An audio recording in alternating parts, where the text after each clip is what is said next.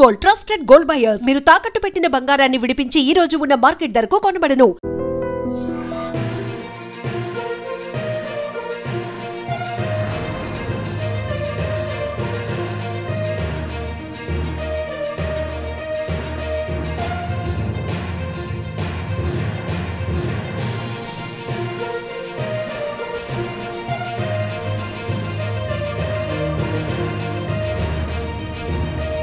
విశాఖ కంచరపాలెంలో జరిగిన భారీ చోరీలో big twist. ఇంటి దొంగ పని అని పోలీసులు పసిగట్టేశారు. అర్ధరాత్రి 1 గంటకు ముగ్గురు ముసుగు దొంగలు ఇంటికొచ్చి నా మనవణ్ణి నన్ను బంధించి మరీ నా ఒంటిపై ఉన్న 12 తులాల బంగారంతో పాటు బీరువాలో ఉన్న 3 లక్షల రూపాయల నగదు కూడా దోచుకుపోయారు. ఇంటిలో ఉన్నటువంటి కార్ కీస్ పట్టుకొని మరీ కారులోనే పరారీ అయిపోయారంటూ ఓ వృద్ధురాలు చెప్పినటువంటి మాటలు ప్రతి ఒక్కరిని తీవ్రంగా కలిచివేశాయి. అయితే ఇది ఇంటి పని దొంగ అని ఇంట్లో ఉన్నటువంటి వ్యక్తులకు సంబంధించి వాళ్ళే ఇది ఒక ప్లాన్ ప్రకారం చేశారని పోలీసులు ఇన్వెస్టిగేషన్లో కనిపెట్టేశారు.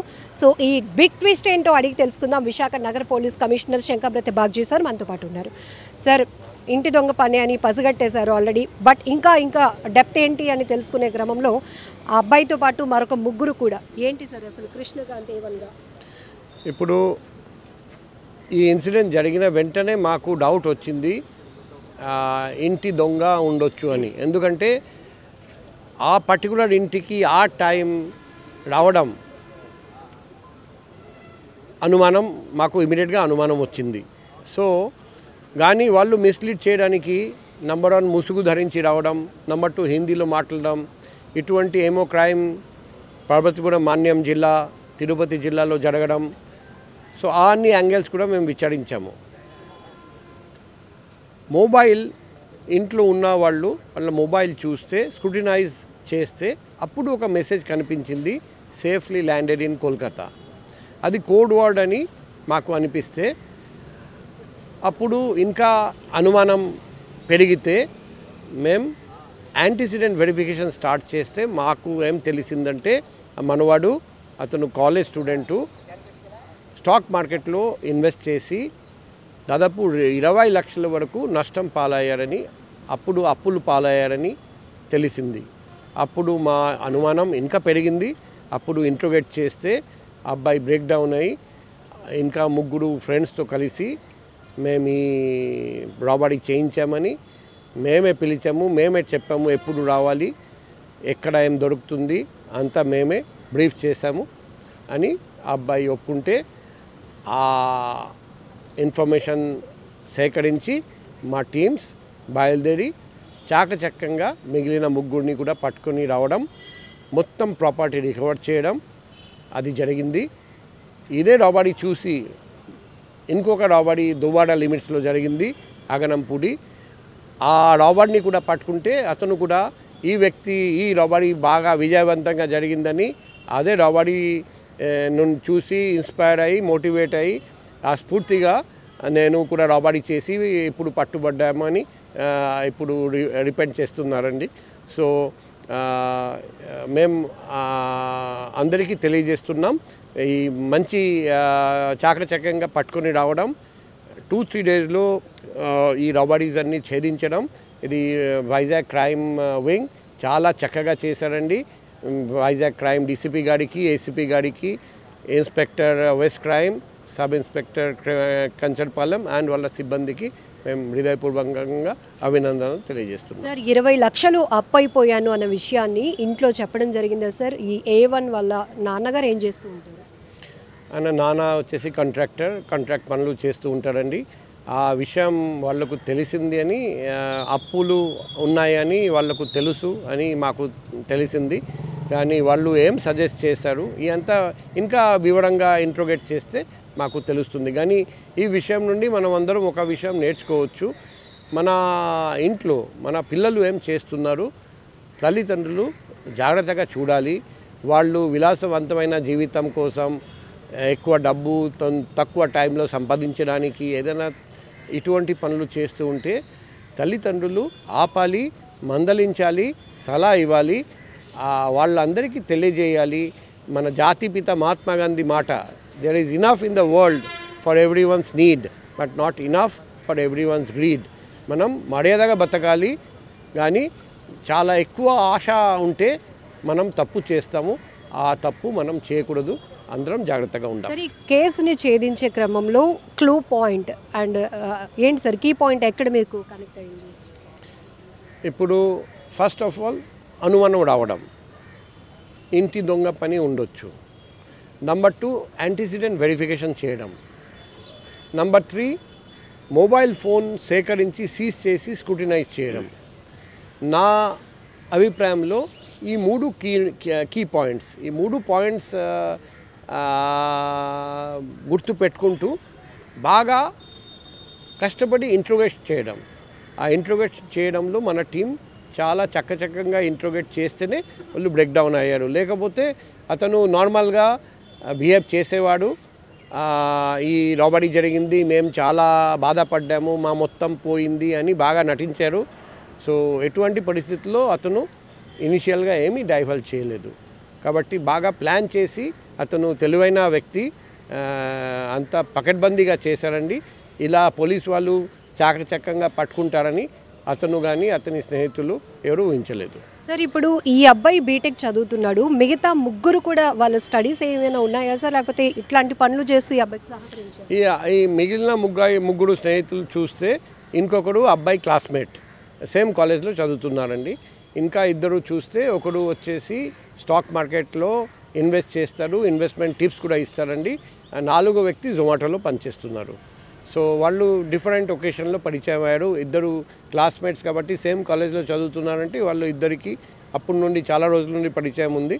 మిగతా ఇద్దరితో కూడా పరిచయం అయ్యి తర్వాత అందరూ కన్సల్ట్ చేసి ప్లాన్ తయారు చేసుకున్నారు. ఈ మధ్య కాలంలో జరుగుతున్న ఈ తరహా కేసులు చూస్తే లావిష్ లైఫ్కి అలవాటు పడి ఈజీ మనీ కోసం ఇట్లా చేస్తున్నారు.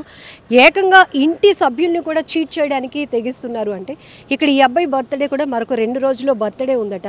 వాళ్ళ నాన్నగారు ఇంతకుముందు కూడా అప్పులు తీర్చుకోవడానికి డబ్బులు ఇచ్చారట. ఇక ఒక బిగ్ అమౌంట్ నీకు ఇస్తున్నానరా, ఇక బర్త్డే నుంచి న్యూ లైఫ్ స్టార్ట్ చేయని కూడా చెప్పినప్పటికీ కూడా ఈ అబ్బాయి మళ్ళీ ఈ ప్లాన్ వర్కౌట్ చేయటం, మీరు టీనేజర్స్కి ఎట్లాంటి మెసేజ్? ఇప్పుడు ఇక్కడ టీనేజర్స్కి కూడా మెసేజ్ ఉంది, తల్లిదండ్రులు కూడా మెసేజ్ ఉంది. ఈరోజు మనం అందరం బిజీగా ఉంటాం, ఏం పని లేకపోతే మొబైల్ చూస్తూ ఉంటాం, కానీ తల్లిదండ్రులతో మాట్లాడడానికి పిల్లల దగ్గర టైం ఉండదు, తల్లిదండ్రులకు పిల్లలతో మాట్లాడడానికి టైం ఉండదు. ఈ కమ్యూనికేషన్ గ్యాప్ వల్ల చాలా ప్రాబ్లమ్స్ ఈరోజు జరుగుతున్నాయి. సో తల్లిదండ్రులు, మరోవైపు పిల్లలు, ఒక జనరేషన్ గ్యాప్ వచ్చేసింది. ఎవరికి ఇష్టం లేదు ఆ పిల్లలు ఏం చేస్తున్నారు, తల్లిదండ్రులు ఇష్టం చూపెట్టడం లేదు. మరోవైపు పిల్లలకు కూడా ఇష్టం లేదు తెలుసుకోవడానికి, వాళ్ళు డిఫరెంట్ వరల్డ్లో జీవిస్తున్నారు. ఈ పరిస్థితిలో పాతకాలంలో ఒక క్లోజ్ నీట్ ఫ్యామిలీగా ఉండేది, ఇప్పుడు ఆ సిస్టమ్ పోతా ఉంది. అందుకే ఈ చాలా ప్రాబ్లమ్స్ వస్తున్నాయి.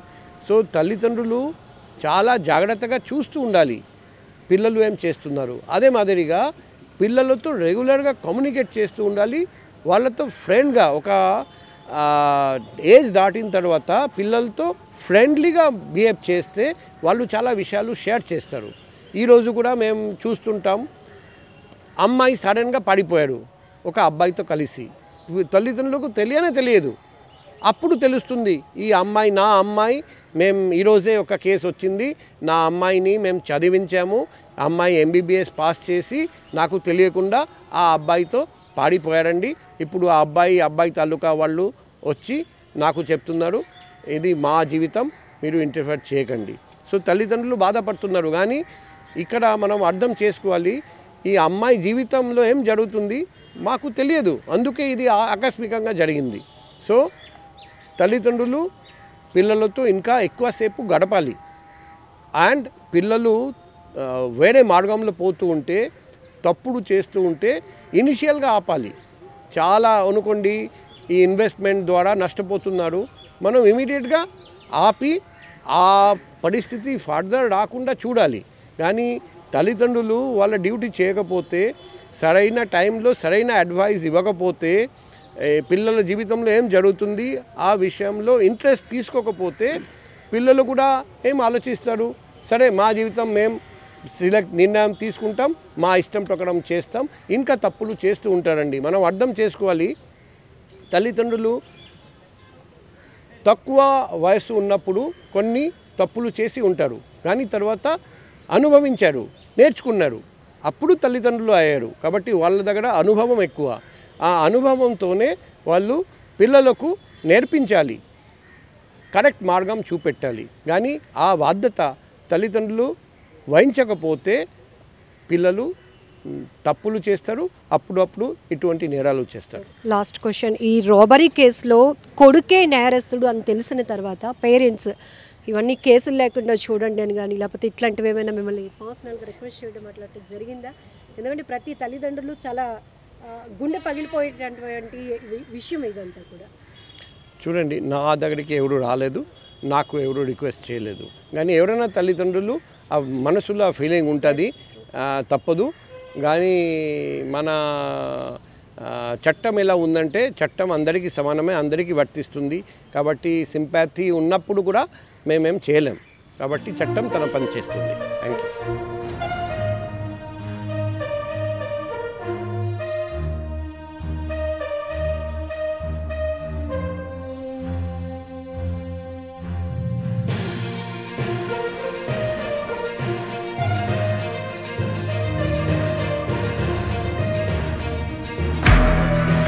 నిజంగా ప్రస్తుతం ఉన్నటువంటి సమాజం దేనికి ప్రయారిటీ ఇస్తుంది?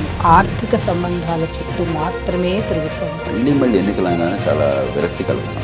మంచి అనిపిస్తుంది కదా, లేడీస్ కూడా ఛాలెంజింగ్ జాబ్స్ చేసినప్పుడు చాలా బాగుంటది. ట్రాఫిక్ అసిస్టెంట్స్ గా నియమించిన ట్రాన్స్జెండర్స్ అందరితో సాల్యూట్ చేయించుకుంటున్నారు. ఫుడ్ డెలివరీ ఇవ్వటానికి వెళ్ళినటువంటి డెలివరీ బాయ్ అనిల్ పై కళ్ళ ముందు